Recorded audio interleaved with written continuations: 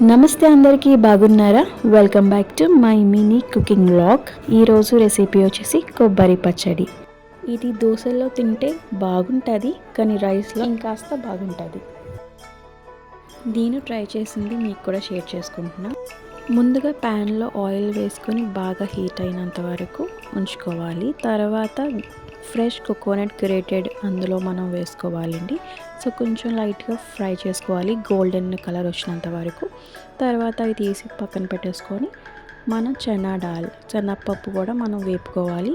ఇది కొంచెం దగ్గరుండి చూసుకోవాలి, ఎందుకంటే త్వరగా మాడిపోకుండా చూసుకోవాలి.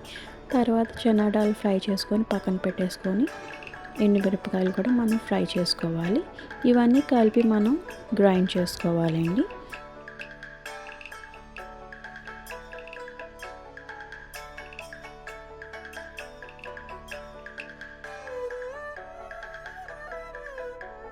చిటికెడు పసుపు, సాల్ట్ వేసుకోవాలి. ఒక చిన్న సైజు చింతపండు ముందుగా నానబెట్టుకున్నది ఇందులో యాడ్ చేసుకోవాలి.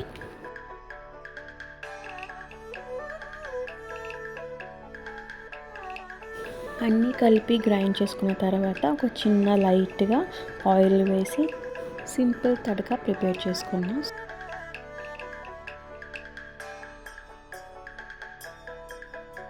జస్ట్ ఇలా ట్రై చేశాను, నచ్చితే మీరు కూడా ట్రై చేయండి. Thank you for watching. ఇంకో రెసిపీలో కలుద్దాం.